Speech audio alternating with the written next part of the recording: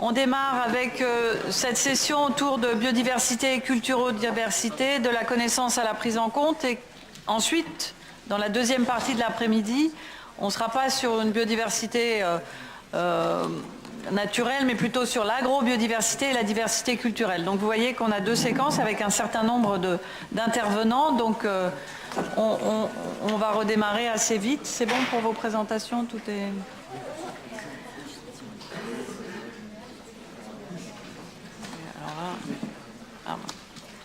Alors, les lumières.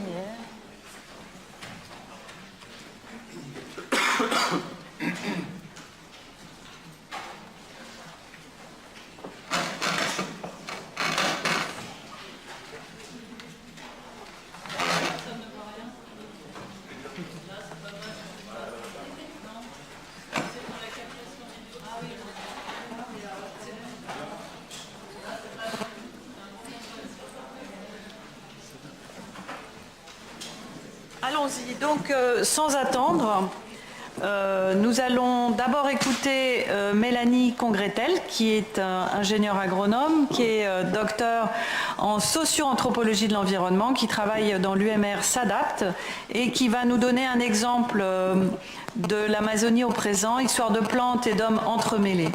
Donc Mélanie, tu as 20 minutes. Merci. Bonjour à tous. Et merci aux organisateurs de m'avoir invité à participer aujourd'hui. J'ai été plus habituée à être assise en face pendant ma formation ici à l'agro qu'en bas à la table. Donc c'est un honneur d'être ici. Donc, je suis agronome de formation et anthropologue des formations en quelque sorte, puisque je viens d'achever une thèse en sciences sociales ici à l'agro sous la direction de Florence Pinton, qui est sociologue. Florence devait intervenir, mais elle a été prise ailleurs aujourd'hui, donc elle m'a confié la mission de vous parler de ce travail de thèse qu'elle a dirigé. Alors on pourrait voir dans cette thèse en sciences sociales un virage à 180 degrés dans mon parcours, mais c'est loin d'être le cas, et c'est de ça que je voudrais vous parler maintenant. C'est loin d'être le cas parce que ma thèse, elle a porté sur une plante amazonienne, le guarana, que vous voyez ici. Vous avez peut-être croisé le guarana en parapharmacie ou dans des boutiques de commerce équitable, par exemple, sous forme de compléments alimentaires. À moins que vous soyez allé au Brésil, puisque le guarana est cultivé au Brésil depuis plusieurs siècles pour ses graines, qui sont particulièrement riches en caféine, donc énergisantes, et qu'on consomme là-bas essentiellement sous forme de boisson. Le guarana, c'est aussi une des multiples espèces qu'on consomme, qu'on cultive pour certaines partout dans le monde et qu'on consomme partout dans le monde, et qui ont été domestiquées en Amazonie. Donc ces espèces, j'en ai mis quelques-unes ici, elles témoignent que la forêt amazonienne, et on l'a bien dit ce matin, n'est plus et n'a probablement jamais été la forêt primaire, vierge et uniforme qu'on s'imagine souvent en dehors des zones déforestées qu'on a l'habitude de voir dans les médias. Et comme l'a dit Catherine Larère ce matin, plusieurs chercheurs en écologie historique ont montré que plusieurs zones qu'on considérait jusqu'alors comme les représentantes par excellence de la forêt primaire portent en réalité des traces d'intervention humaine. Et dans le cas de l'étude de William Ballet que je vous présente ici, ces interventions auraient enrichi la biodiversité locale. Alors, du coup, moi, l'Amazonie dont je veux vous parler, c'est pas cette Amazonie mythique et vierge, c'est vraiment une mosaïque de socio-écosystèmes qui est habitée, sillonnée et façonnée par les hommes depuis plusieurs siècles. Alors, ce constat, je vais passer rapidement parce qu'on en a parlé ce matin, le constat général que la fameuse wilderness est finalement souvent un trompe-l'œil qui masque des interventions humaines, il nous force à repenser nos catégories de pensée et d'action. Et du coup, je voudrais mentionner un courant de recherche dans lequel je m'inscris, qui s'appelle les humanités environnementales. Et c'est en fait un courant de recherche interdisciplinaire qui mélange des anthropologues, des historiens, des sociologues, des philosophes, et qui vraiment part du constat que l'environnement ne nous environne plus, mais il nous constitue, et du coup qui essaie de réfléchir à ce que c'est que l'humain aujourd'hui dans cette situation dans laquelle on est. Pour ces chercheurs, quelle que soit la discipline, cet environnement il fait plutôt partie avec l'homme et tout un tas d'autres choses d'un grand tout qui mélange allègrement ce qu'on classait avant sous les étiquettes de nature et de société, et du coup qu'il faut vraiment trouver d'autres manières de penser les choses. Et donc la question que se posent ces chercheurs, c'est moins comment conserver la biodiversité d'un côté ou la culturodiversité de l'autre, que comment on gère ce tout entremêlé. Donc, pour élargir un peu ou le dire d'une autre manière, est-ce qu'on peut construire un monde commun dans lequel tous les êtres, y compris ceux qu'on a du mal avec lesquels on a du mal à cohabiter, humains, végétaux, mais aussi les rivières, etc., toutes ces choses-là puissent coexister. Et si oui, si on peut construire un monde comme ça, comment on fait ? Alors c'est une question très politique qui suppose d'abord d'enrichir nos connaissances de ce fameux tout entremêlé que je viens d'évoquer. Et c'est un peu ce que j'ai essayé de faire, moi, en m'intéressant au guarana. Alors vous allez sans doute me dire, comment est-ce qu'on peut, sans contradiction ou sans paradoxe, faire de la socio-anthropologie d'une plante ? Et ce à quoi je réponds, en s'intéressant aux multiples relations, qu'elles soient culturelles, productives, commerciales, techniques, etc., que les hommes ont tissées au fil du temps avec la plante et qui finissent par les relier entre eux. L'autre question, c'est pourquoi faire de la socio-anthropologie d'une plante ? Et ce que je voudrais vous montrer dans le temps qui me reste, c'est que c'est pas un paradoxe pour aller en Amazonie goûter l'ayahuasca, par exemple, même si c'est vraiment très intéressant, mais une manière efficace de produire des connaissances sur les liens entre diversité biologique et diversité culturelle, et de poser la question de la prise en compte de ces liens en politique. Alors cette question du politique, elle différencie par exemple la socio-anthropologie de l'environnement d'autres approches des relations homme-environnement comme l'ethnobiologie, qui a été évoquée un peu ce matin, et que j'évoquerai à nouveau dans un instant. Donc dans cette perspective, le cas du guarana, il m'a particulièrement intéressé parce qu'il permet d'interroger ensemble les politiques agricoles, environnementales, de développement, à la fois à l'échelle globale et aussi localement. Le guarana, il est en effet cultivé depuis plusieurs siècles par des Amérindiens et par des populations métisses, les caboclos. C'est une définition très rapide des caboclos, mais les caboclos, c'est pas une ethnie définie. C'est un ensemble de descendants d'Indiens et de colons blancs ou de populations venues d'Afrique. Et il est cultivé par ces populations depuis plusieurs siècles selon des savoir-faire propres qui ont évolué au fil du temps. Et aujourd'hui, le guarana il est aussi cultivé par quelques multinationales industrielles qui font des sodas au guarana qu'ils exportent dans le monde entier. Vous les avez peut-être déjà rencontrés. Alors le succès de ces sodas et la forte demande en graines de guarana qui en découle, elles ont eu deux conséquences principales. La première, c'est que l'industrie est obligée d'acheter aussi la production locale de guarana pour fournir ses usines. Et donc elle aimerait bien voir augmenter cette production locale. Et la deuxième, ça a été de stimuler les recherches agronomiques sur le guarana au Brésil. Alors ces recherches, elles se sont orientées en priorité vers la mise au point de variétés dites améliorées, donc clonales en l'occurrence, avec l'objectif de les faire adopter par les petits producteurs pour qu'ils augmentent leur productivité. Je vais un peu vite. Ce qui est intéressant ici, c'est que quand on se place dans la région où le guarana a été traditionnellement cultivé, donc dans le bas Amazonas au Brésil, on observe en fait un double mouvement a priori contradictoire. D'un côté, on a ce mouvement porté par des acteurs locaux ou nationaux qui poussent vers une modernisation de la culture du guarana, au sens vraiment d'une technification.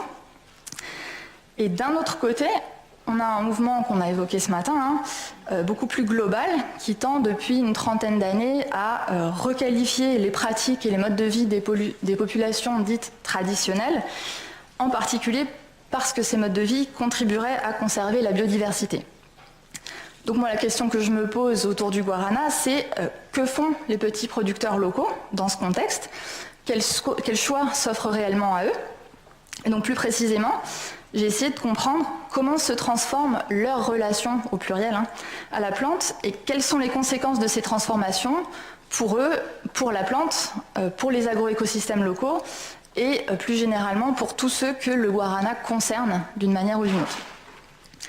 Et donc le pourquoi une socio-anthropologie de l'environnement ou d'une plante dans mon cas?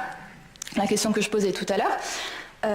Il est là en fait, en s'intéressant à la plante et à tous ceux qu'elle concerne, et en posant la question de comment elle les concerne, selon quel type de relation.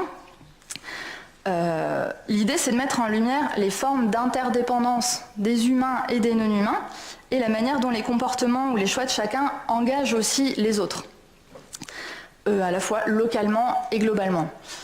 Donc, cette question, elle se pose aujourd'hui de façon d'autant plus aiguë et urgente qu'avec la globalisation, que ce soit des ressources, des savoirs, des marchés ou de certaines normes, ces liens, ils se multiplient et ils s'accélèrent d'une certaine forme.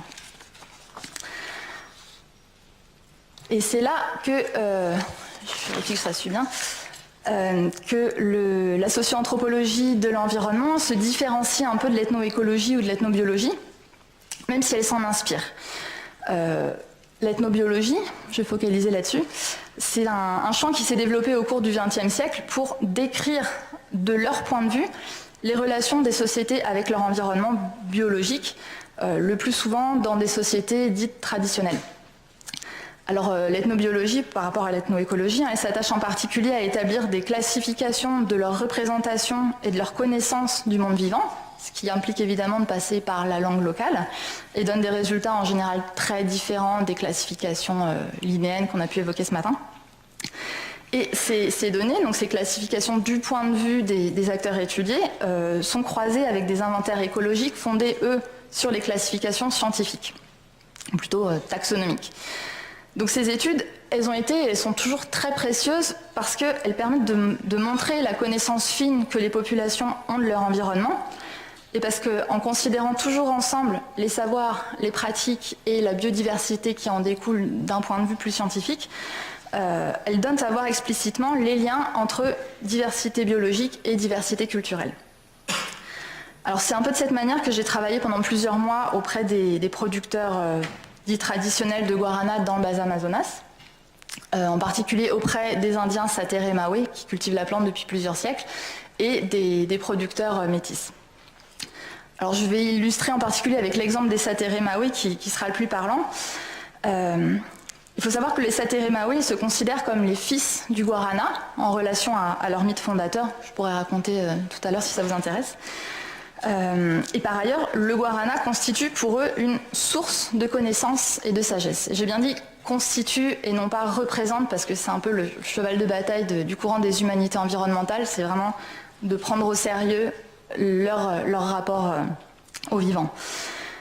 Et donc, en langue vernaculaire, le guarana se nomme warana, ce qui signifie littéralement le principe de la connaissance. Donc, lorsqu'ils consomment les graines de guarana, que ce soit individuellement ou lors de réunions communautaires ou familiales, ils incorporent ce principe de connaissance qui va stimuler les belles paroles, leur permettre de circuler et de faire émerger des consensus au sein du groupe quand il y a des décisions à prendre. Donc pour eux, le guarana, c'est le garant de leur cohésion sociale. Je reprends vraiment leurs termes.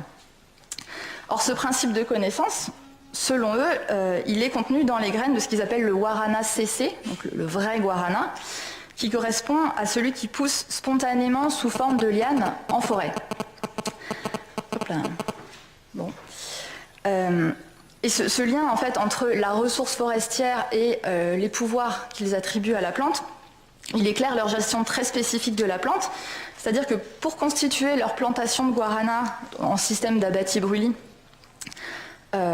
les Satere Mawe vont systématiquement en forêt prélever des jeunes plantules de guarana qui ont germé spontanément, donc qu'ils considèrent comme les fils, au pied des lianes plus développées qu'ils considèrent comme les mères, et ils les transplantent dans leurs abatis. Donc, de cette manière, d'une part, ils assurent, pour les citer, la pureté et la force du wara, ce principe de connaissance qui est contenu dans les graines, et d'autre part, ils entretiennent leur identité de fils du guarana en assurant vraiment une filiation directe entre les mères forestières, les fils qui sont transplantés, et eux-mêmes par l'intermédiaire de la consommation des graines. Les Satere ne replantent les descendants de ces fils transplantés que sur une génération au maximum. Donc au-delà d'une génération, s'ils veulent agrandir ou rénover leur plantation ou en constituer une nouvelle, ils retournent en forêt chercher des nouveaux fils de guarana. Donc, du point de vue de la gestion de la ressource, la première conséquence, c'est que les Sateree-Mawe ne distinguent pas de variétés de guarana, puisqu'ils ont une gestion très individuelle et verticale de la plante, sans sélection de génération en génération. Et la deuxième conséquence qui, moi, m'intéresse pour mon étude aussi, c'est qu'ils refusent catégoriquement de planter les variétés améliorées du guarana qui ont été mises au point par les agronomes. Alors j'irai plus loin tout à l'heure, là il s'agissait surtout d'illustrer ce qu'a pu m'apprendre l'approche ethnobiologique auprès des Sateree-Mawe.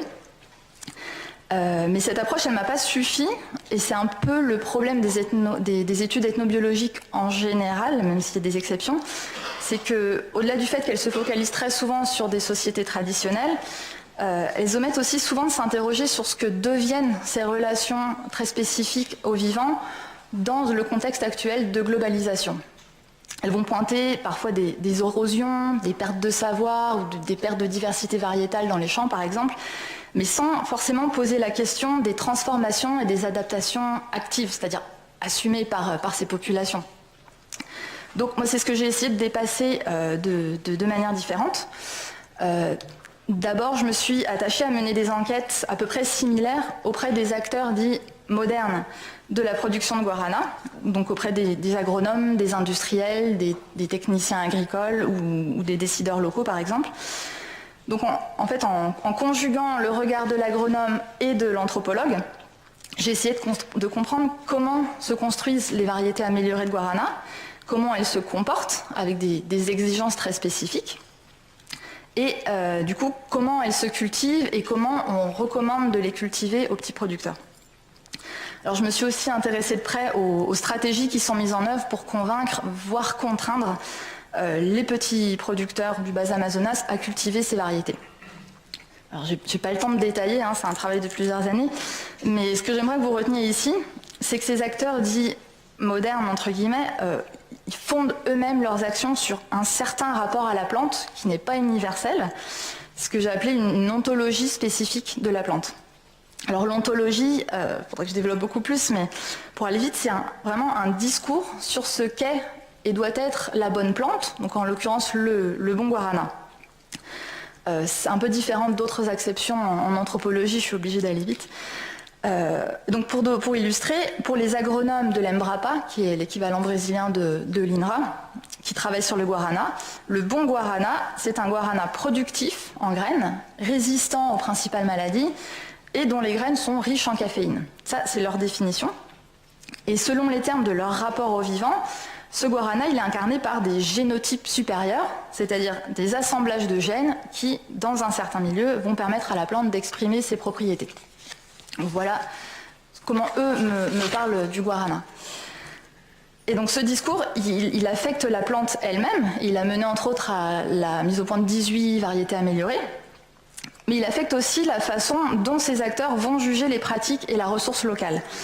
Les stratégies de diffusion du guarana amélioré que j'ai pu observer, elles cherchent la plupart du temps, même s'il y a des exceptions.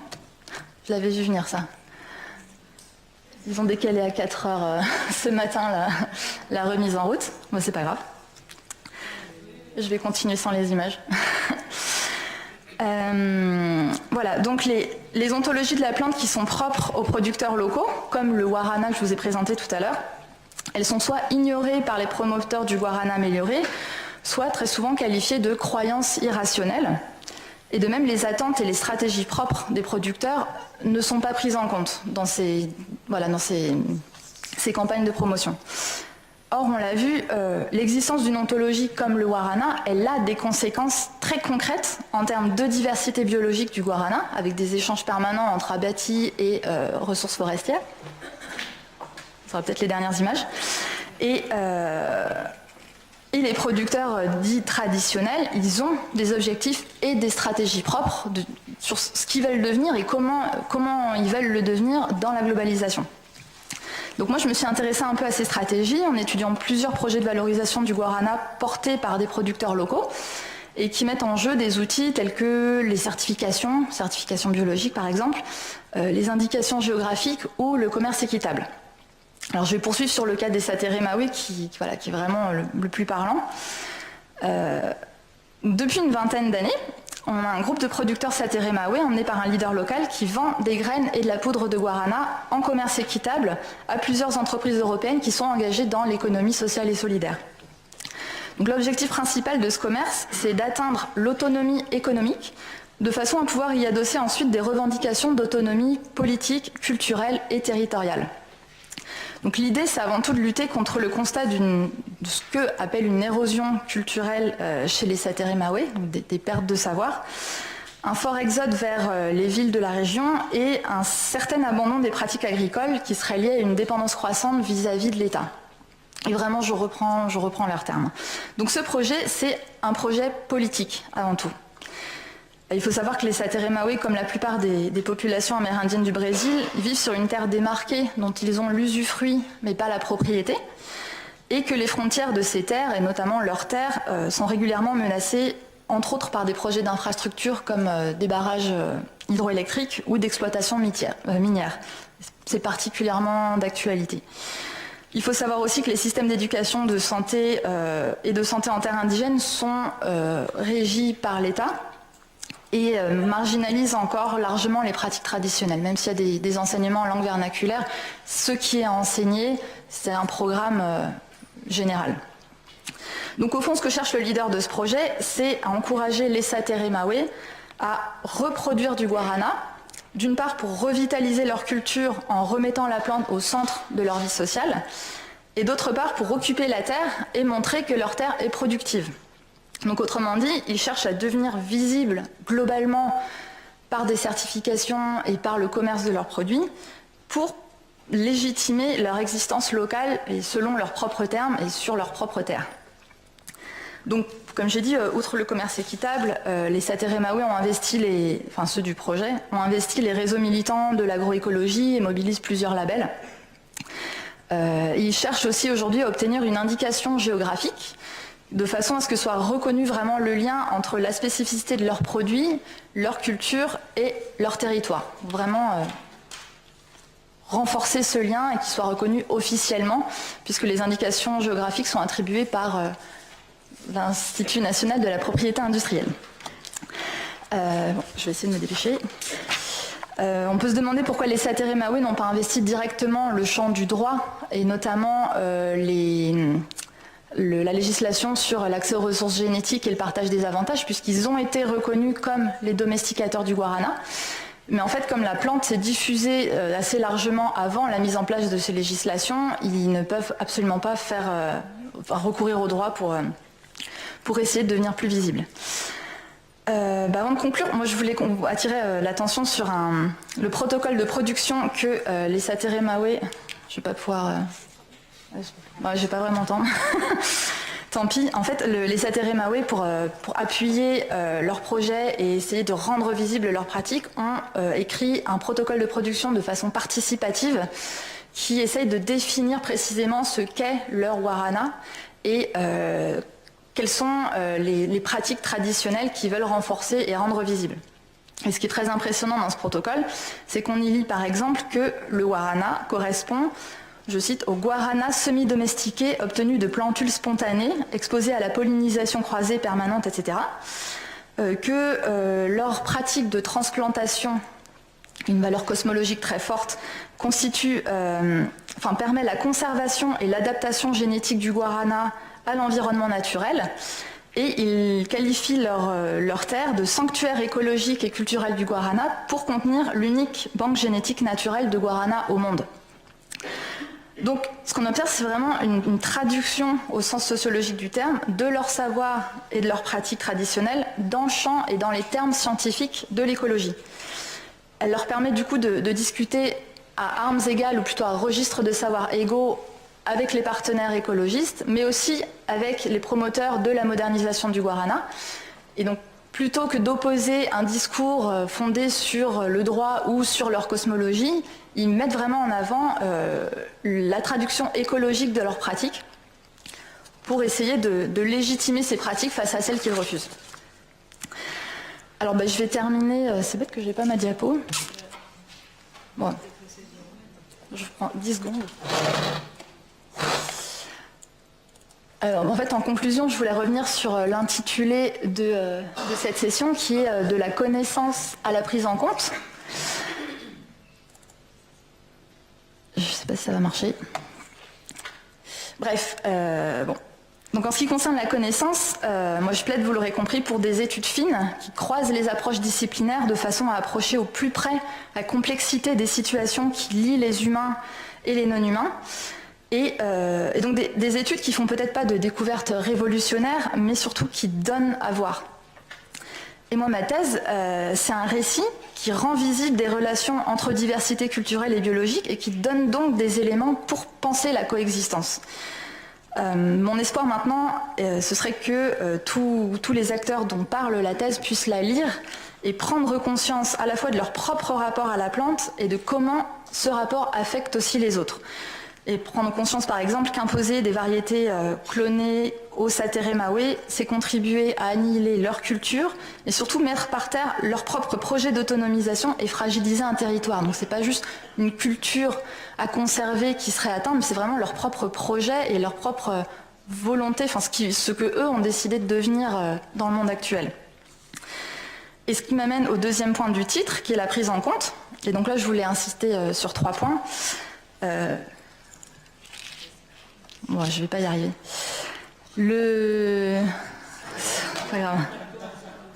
Bon, le premier point, ce serait de ne plus chercher à simplifier, comme on a trop souvent essayé de le faire, en établissant des catégories comme celle de populations traditionnelles auxquelles sera affecté des droits particuliers ou d'espèces menacées qu'il s'agirait de protéger indépendamment de leur habitat et des autres espèces, et plutôt essayer de complexifier notre approche, parce que la simplification, comme on le voit avec ces catégories que je viens de citer, finalement, la réalité déborde systématiquement ces catégories et les dynamiques ne sont pas prises en compte. Donc, complexifier. Le deuxième point serait de privilégier plus de pragmatisme dans la manière dont on pense les politiques de gestion et donc d'essayer de prêter plus attention sur ce qui se passe sur le terrain, des problèmes et des solutions qui émergent du terrain. Regardez voilà ce que des acteurs locaux arrivent à faire en s'emparant des outils qui ont déjà émergé, tout en les critiquant évidemment. Et le dernier point, qui est éminemment pragmatiste, ce serait, je l'ai dit tout à l'heure, de prendre au sérieux les discours et les revendications qui émergent du terrain, qui proviennent d'ingénieurs ou d'agronomes ou de producteurs amérindiens. Il faut les prendre au sérieux parce que ces discours, ils ont des effets sur la biodiversité comme sur les rapports entre les hommes. Et donc prendre au sérieux ces discours et ces pratiques, et les rendre visibles par la recherche, c'est commencer à donner une place aux non-humains et aux diverses manifestations de la diversité bioculturelle, et donc rendre possible leur entrée en politique. Et là, je pense qu'on a vraiment pas mal de choses à apprendre de ce qui se passe, notamment en Amérique latine. Juste pour terminer, citer le cas de l'Équateur et de la Bolivie, qui ont fait entrer les cosmologies locales dans leur constitution. La Pachamama fait partie maintenant de la constitution en Équateur, avec des droits affectés, on l'a vu aussi tout à l'heure.